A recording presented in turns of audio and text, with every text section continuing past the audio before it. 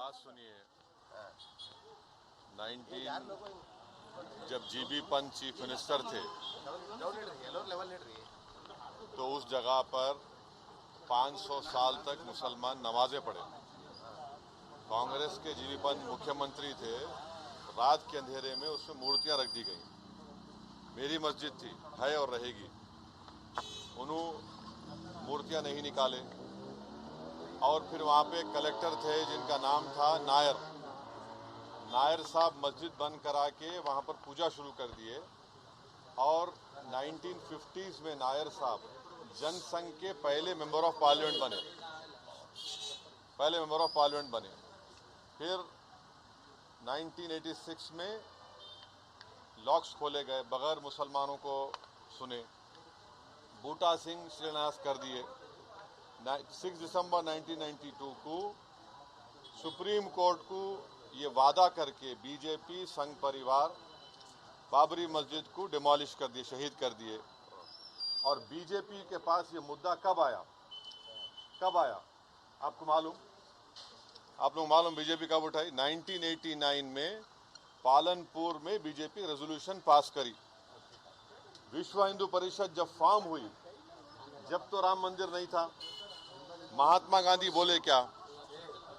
महात्मा गांधी इस बारे में बोले, उन्होंने तो बहुत बड़े, उन्होंने तो हे राम बोल के मारने वाला गोली मारा उनको, गोडसे, उनके जबान से ही तो निकला था। वो बोले क्या? नहीं बोले।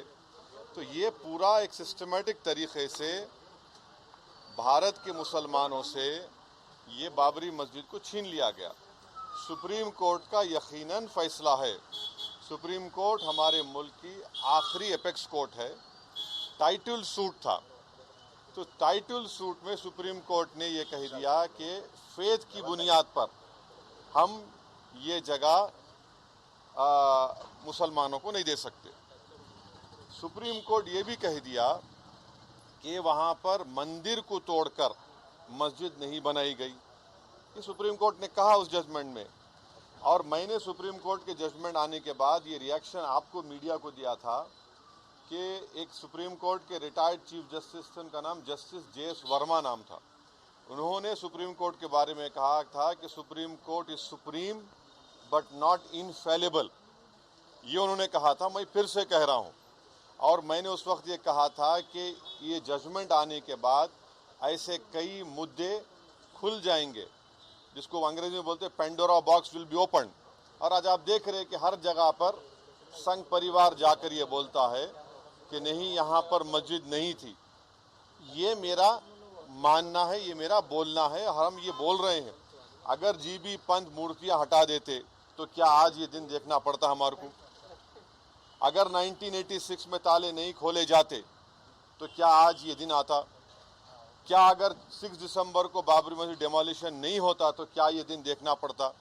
ये सवाल है हमारे, इसका जवाब कोई दे ही नहीं रहा है। और फिर ऊपर से जो अपने आप को सेकुलर बोलते हैं, वो बोल रहे हैं कि दिल्ली का मुख्यमंत्री और जो अलायंस में है, हम हर ट्यूसडे को सूरजकंड पाठ और हनुमान चालीसा स्कूल में, गवर्नमेंट स्कूल में पढ़ाएंगे। गवर्नमेंट स्कूल का कोई रिलीजन होता है क्या? हाँ, अभी तो सबका झगड़ा चल रहा है।